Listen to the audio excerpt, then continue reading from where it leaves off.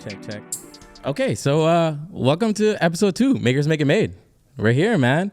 So our guest today is someone I've been a fan of for quite a while. This man is a lot of things.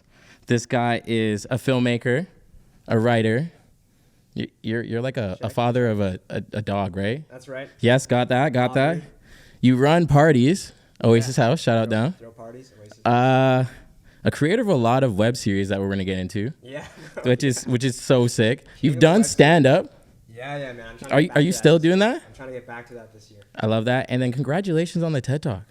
Thanks, man. That's huge. That's huge. Man. I'm so happy it's done. So we have Taylor Patterson, a man with a really great name, first and last.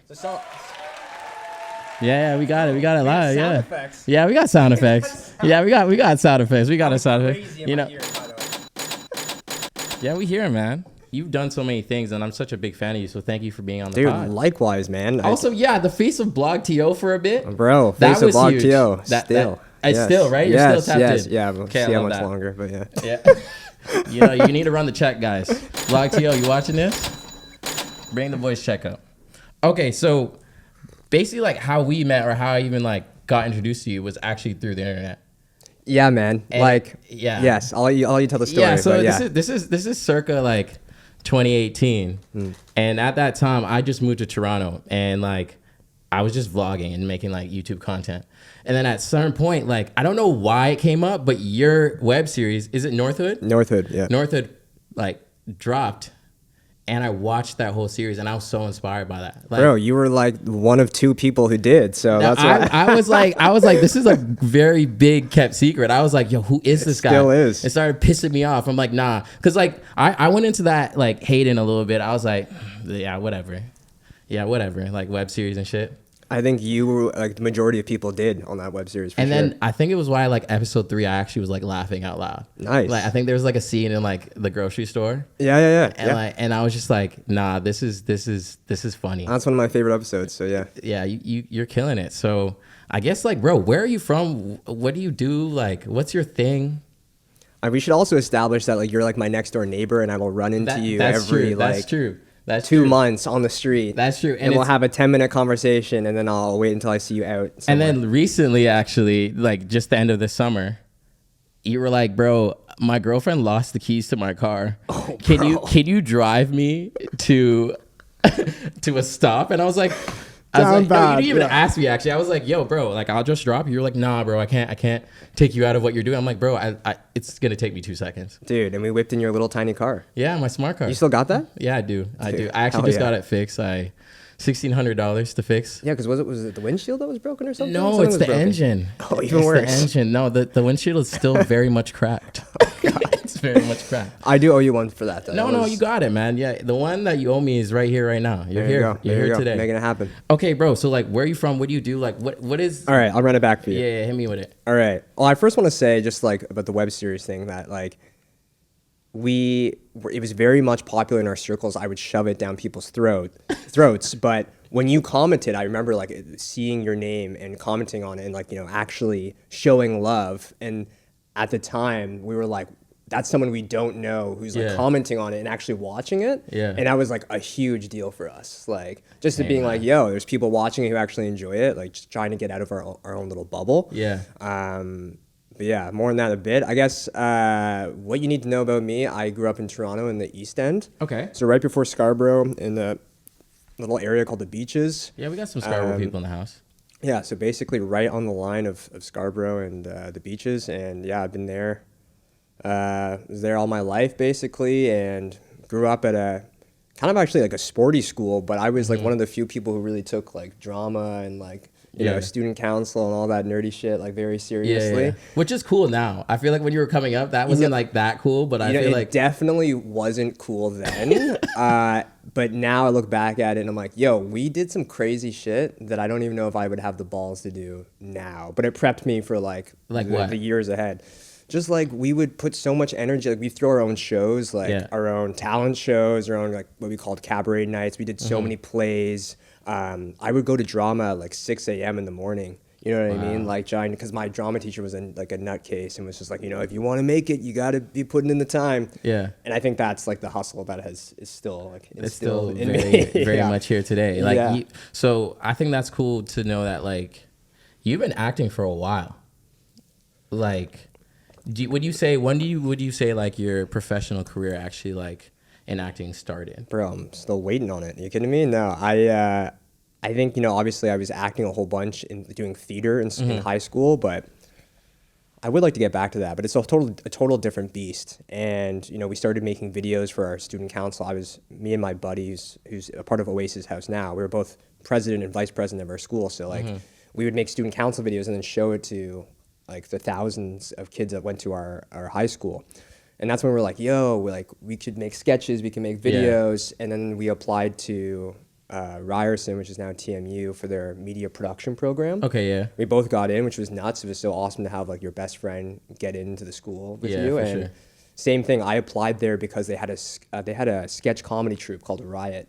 Okay. And it was 70 years running. It's not running because after, I guess, the pandemic just like killed it. It killed a lot of things. No pun intended, sorry. I literally applied. I went to that school because they had a comedy troupe. Like, it's a really weird thing to say out loud, because it's like, why would you, like, that's your life and you're putting $30,000 into it. But I was too scared to do stand-up at the time, and I knew being a creative was going to be very competitive, and I thought a lot of people want to become actors, but not a lot of people have the guts to do stand-up. And so I thought of it very logically at a young age, being like, it's less competition. So I was like, I'll try comedy more.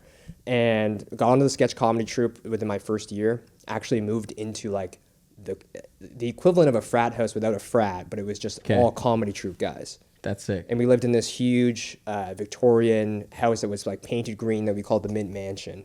Yeah. And the Mint Mansion. Mint Mansion was nuts. We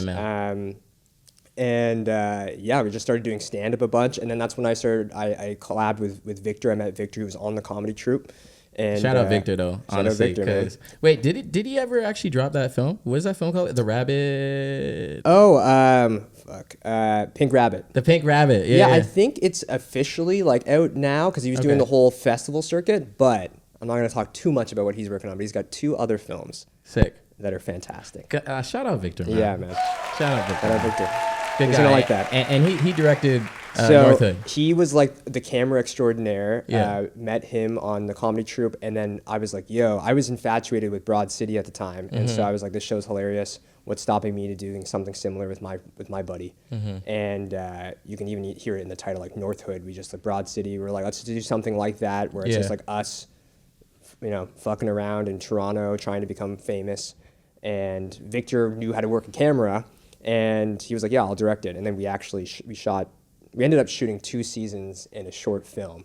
But the second season, the one that you were referring to, was what really like it picked up and people actually like liked it. And, you know, it was like high budget. It was really high budget for like, we didn't have any money.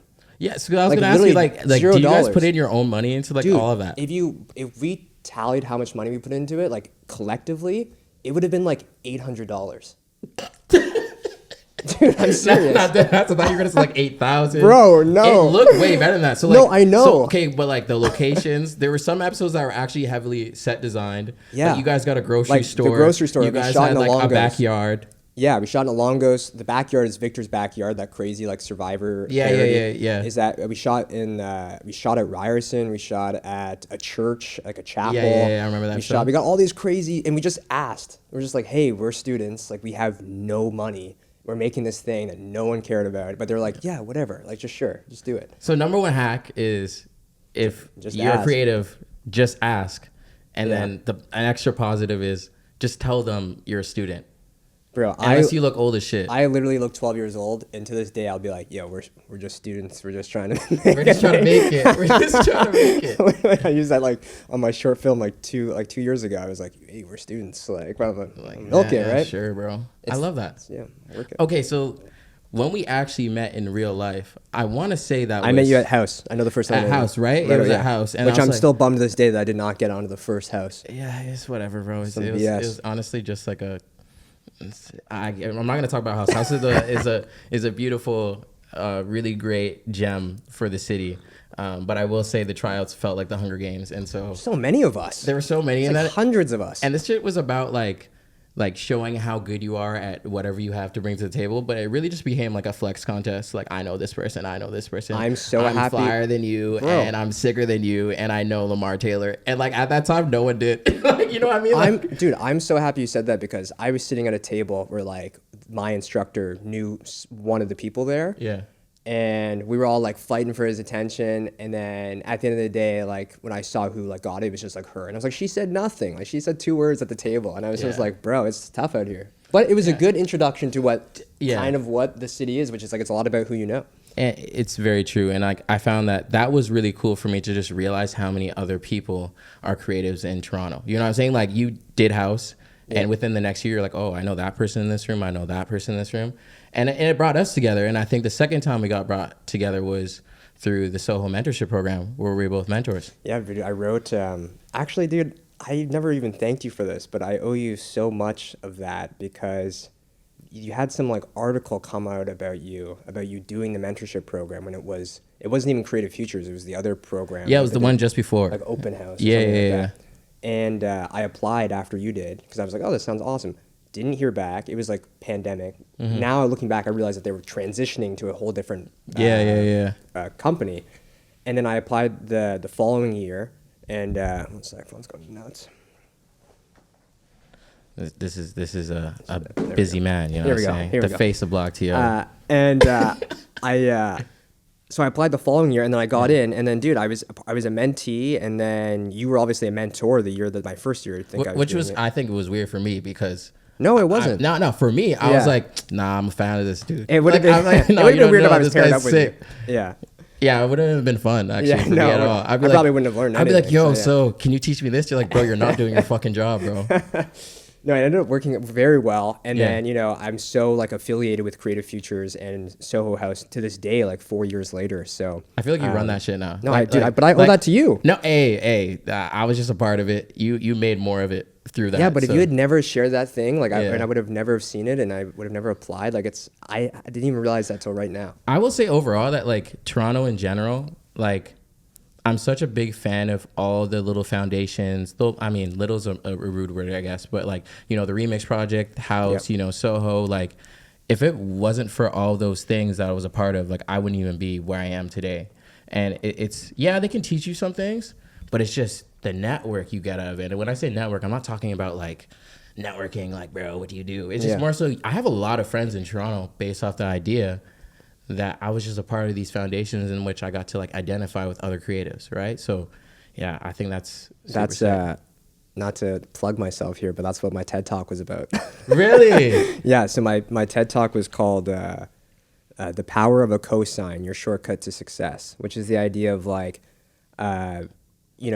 instead of working really hard, I mean, definitely working hard, but instead of waiting for a big break, finding these like strategic endorsements from either companies or people that can give you credibility faster. And that's what Soho House and House and all these other things that have house in their name, I guess, give you, because when you have nothing, you can be like, yo, I'm actually a part of this mentorship, and then it gives you a little bit of clout, I guess, a little bit of just credibility. Yeah, and for then, sure. Yeah, so. That's not out yet though. So What? the TED Talk was it No, filmed? so it's filmed. They have to edit it, and then it'll be out later. But Okay, so can you give us like one point, like one solid point that you're like, yeah, this is my favorite part of presenting? my favorite part of presenting. You know what I mean? It's Like- funny because when you do the TED Talk, they tell everyone to be really quiet. Okay. And like I had some jokes in there. Yeah. And like No one's laughing. I could tell there were smiles, but they were scared to laugh. And I was just like, bro, you guys are killing me up here, man. But my favorite part, I don't know. Like, I mean, I had some case studies, if you will. I used Taylor Swift and Ice Spice as a reference about how cosigns are a mutual exchange, or that cosigns can be a mutual exchange in the terms that it's not just one person helping the next. They both give something to each other. And though you might look at Taylor Swift and Ice Spice and go, that's a duo that's hella random, which is what I say.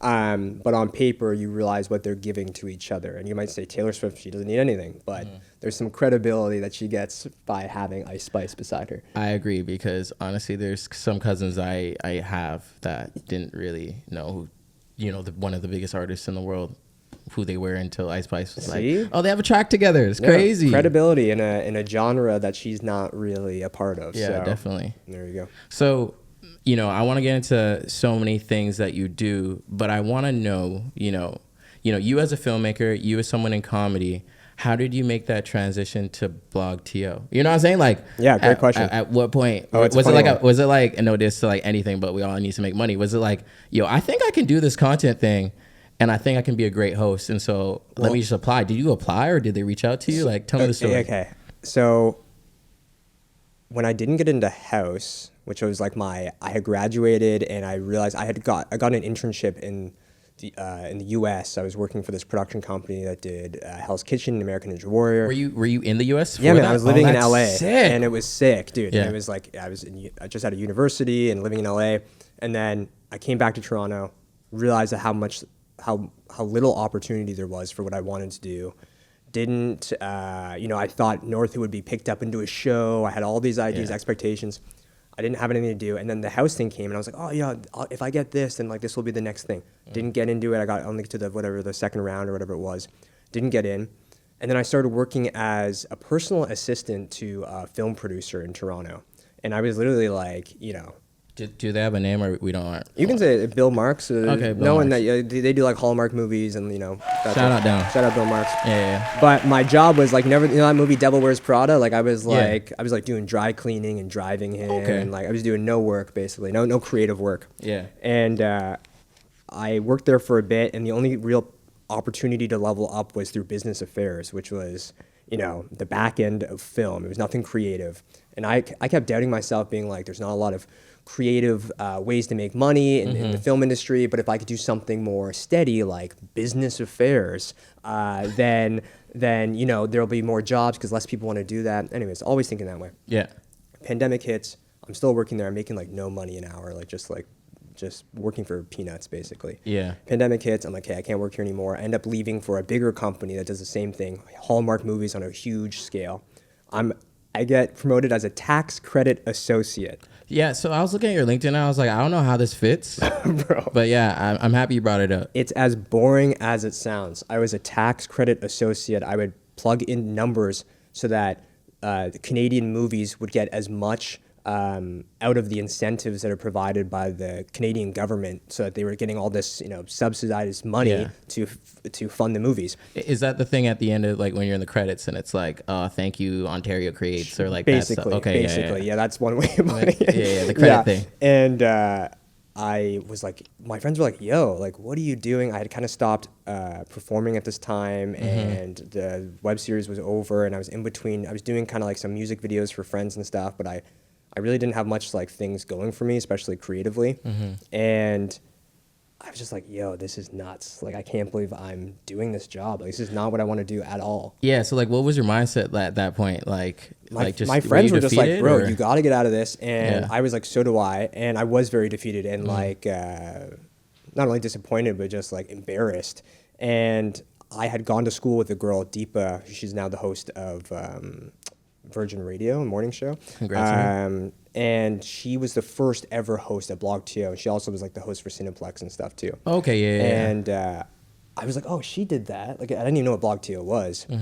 And I was like, she did that. Maybe I'll just apply for part-time work to do that on the side. Maybe I'll get some followers, and I'll still do the tax credit thing. But when I applied, it was you got to keep in mind, like, influencers, like there was like Kim Kardashian as an influencer, right? But there was no content creators. Like there was no like, No. There were some people making some funny videos, but they weren't like what it is now. You know Like what I mean? at this time, I'd like to say that like Drewski was still like not huge. No, dude, You know what I mean? Like, he was and still- like up and coming, I guess. Like Yeah, you yeah, yeah. knew. Yeah. And but I applied, and it was the beginning of Instagram vertical video. So remember when Yeah, Instagram just had landscape, like like basically tiny box, like, like bars, and they had just introduced vertical video. And then when I had applied, my the owner of BlogTO was like, we actually need someone full time. Like, can you start at this time? And I just started, and then I quit my job, and then literally the beginning of the rest of my life.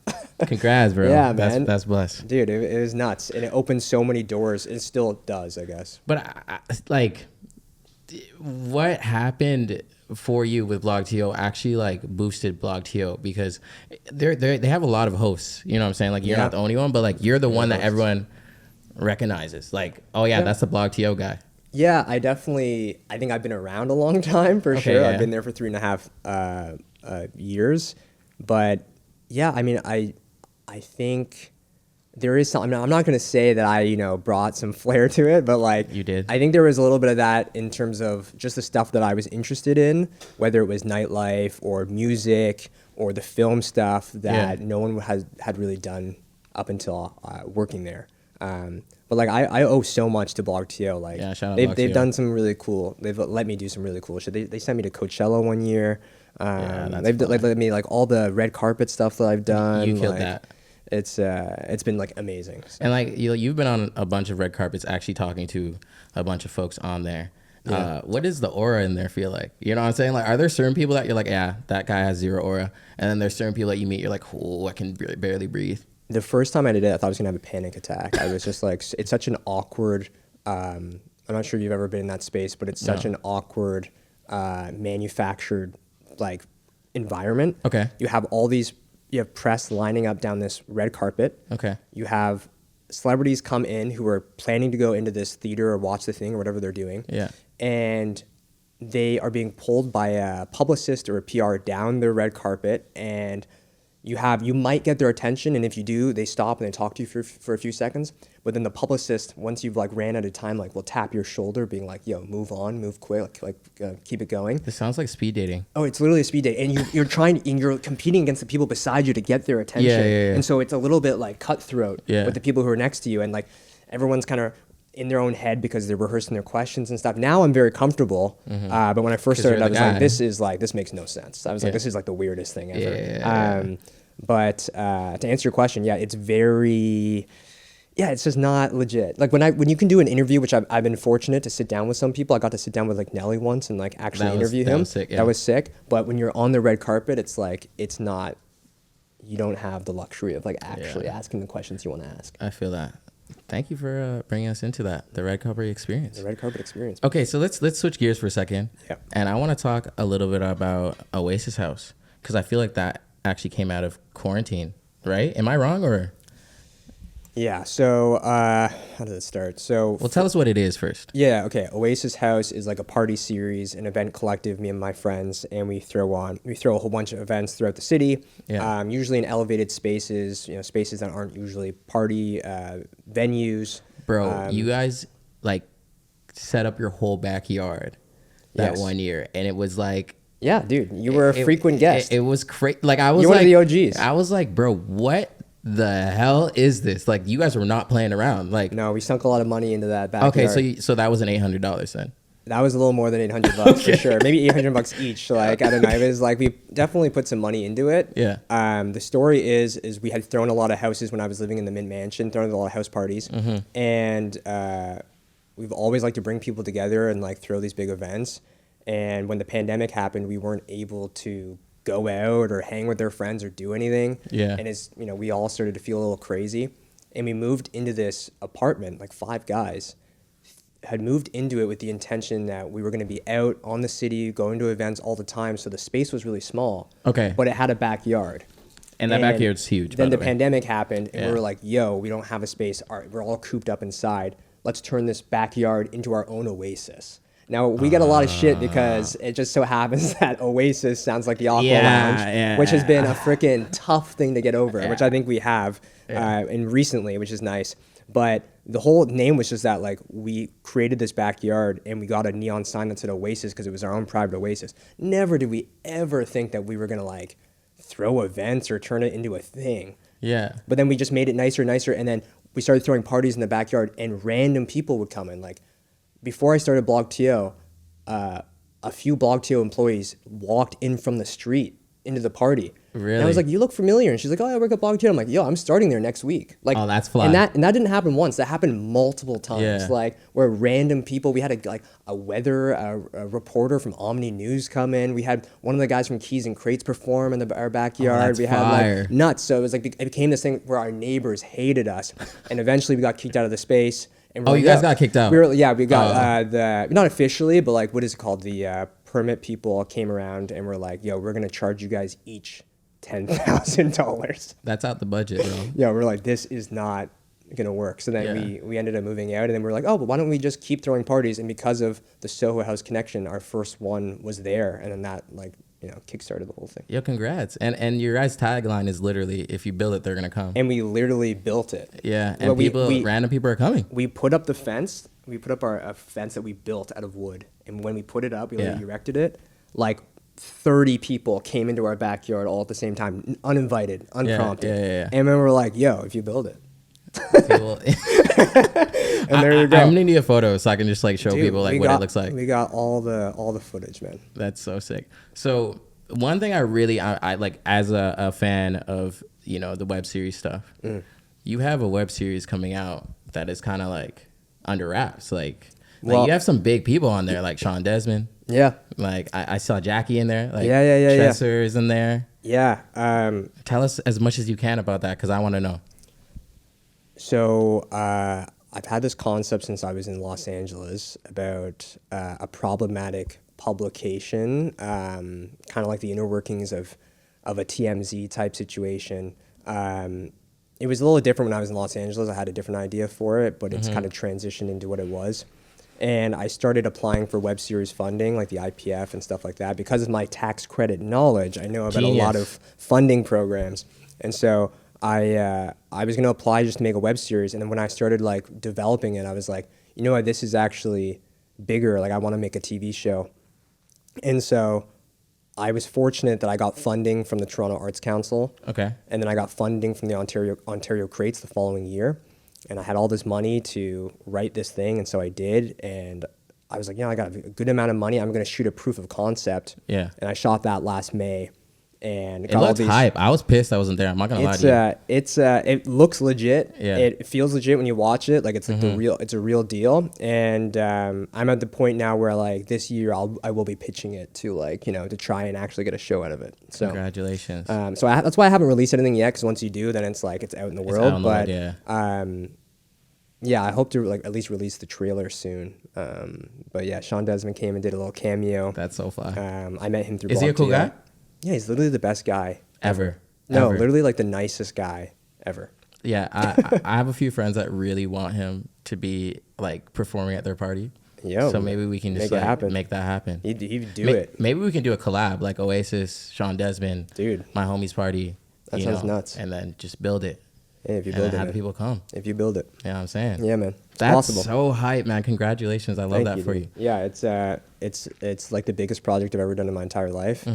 And I really wholeheartedly hope that it pays off and like becomes like the next thing. So we'll see. One thing I like about your process and like, how you're getting to where you're going is, if people see it from the outside in, they don't really know that you've been doing this shit for a minute. Like you have a lot of web series out. Yep. No, all right. No, only you. But you have like The Hobbyist, you have Northhood, you have like deep cuts. You have like 2 short films. One of them's the wine one. Yeah, Sour Grapes. Did that one come out? It's like festival circuit right now. I don't even know if we will release it, dude. Once you make something, then you're like, I'm over this. I'm on to the next thing. No, like, I feel that.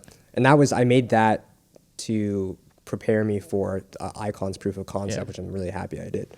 And that's what I'm saying. I think everything is built, including the tax credit thing, is built you to be like where you're at right now and being comfortable in this space. And like, bruh, if there's anything I know about you is you take a lot of shots. And I think this is going to be the one that hits, honestly. I hope so. And you got to take a lot of shots, man. Like that's what I learned when like that's kind of been my whole process. I'm just like, all right, if I want to make it as a creative, let me just do a whole bunch of things and I'll see what takes off.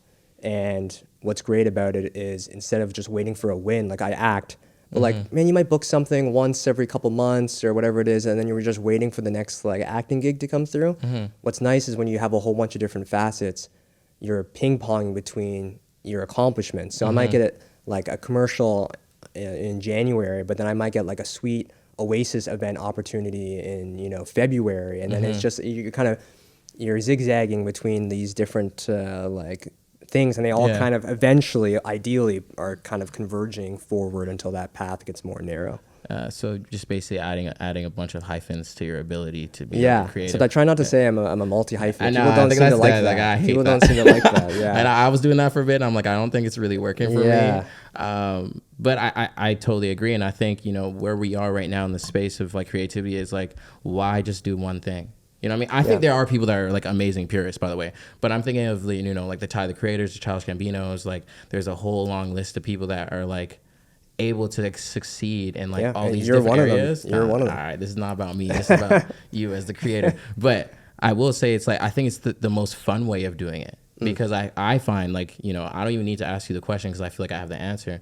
And it's more so it's like if you have a lot of things going on at one time, you have the ability to succeed. You know, if I look at like all the things I'm succeeded on, right, and like everything's like a pie. As long as I'm succeeding, let's say in bowling, you know, I'm happy in my life. You know, like acting might not be working out right now. This might not be working out right now, but my bowling's good, so I'm good. It's all this untapped energy. It's just like like it's if it's not going to one thing or if one thing's not working, then it's going to go into something else. But not everyone's like that. Like which I've really learned in the last couple of years because even when I'm collaborating with, you know, other people and I'm trying to like get something going, you realize that not everybody has that energy. Like it takes a lot to do what, you know, everyone even in this room does. Like it's being creative and trying to make a career out of it is exhausting. It's tough. It's exhausting. It's energizing, but it's also when it's not working or you found that it hasn't paid off in the way that you're waiting for, it can be a lot. But I think momentum is like the biggest word I think for this type of creativity, because as long as you have a next thing, you don't have to think too hard about, you know, what does your future look like, because you're like, I'm already tasking on this thing, and then the next thing is going to happen, and the next thing is going to happen. It's only, I find, when the next thing has not been built yet, and this is kind of why this podcast is a thing. I'm like, I don't know what I'm doing. Like, I'm just like tripping out. So, hey man, the power of having a project, if there's one advice I could give to like anyone, it's just like, you got to have a project, whatever it is. And you might even do, I don't know, 10 episodes of this and be like, I'm on to the next project, whatever it is, but you need to have that creative juices flowing, like to be working on something. Yeah, it's the best. So we have like 3 minutes left on the podcast. Cool. Is there anything you'd want to say to the people? Not really advice, but like, is there anything coming out that you're really excited about that we haven't really talked about yet?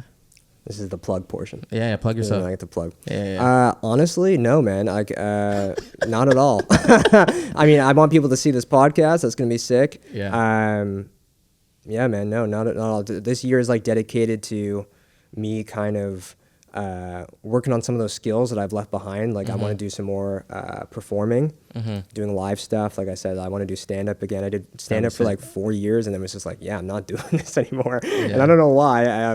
But do you have any stand-up stories that were just like either really embarrassing or really successful? Like 90% of them were really, really embarrassing for sure. Doing stand-up in Toronto is tough, man. Like you go to an open mic, it's not like people are like, oh my God, people are doing stand-up here, this is sick. It's like you're fighting for your, like, trying to get some attention. Like, it's tough, man. Like, it's like one of the hardest things you can do. So a lot of them were tough. I mean, I'm fortunate that because I was in the comedy troupe, we would have nights where like we sell out venues and it'd be great. But all the in between, it is not for the faint of heart, sure. Right? Yeah, that's tough.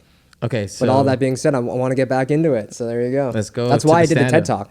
So like, how did that come to you? Did someone just hit you like, bro? They asked me to apply, and I said sure. I applied. Fortunately, they liked the idea because sometimes they can ask you to apply and you don't get it. But they liked the idea, and then I was like, I really don't want to do this, but I know that if I do it, it'll push me to perform again, like be like on stage, and to will just push me out of my comfort zone. And then by the time last week where I was like this close to where it was about to come to fruition, I was like literally pulling my hair out, kicking myself, being like, why did you sign up for this? Why did you sign up for this? Now in hindsight, I'm like, I'm glad I signed up for that. But dude, the stress that I put on my body for sure before, because I was just hyping myself up. But Bro, I'm happy I did it. It worked out, yeah. And so now I'm gonna try. The next thing's doing an open mic again this year, and we'll see how that goes. I'm there, bro. Yeah, no one's gonna watch that. Once I get polished, then we'll go from there. Dog, thank you for being on the podcast, Bro, thank man. you for having me so much, man. Yeah, look out for Taylor Patterson, man. He's the guy. Yeah. Hey. All right, Makers Make It Made, episode 2. We're out, man. Thanks for having me, dude. It was awesome. Yeah. Sick. Woo.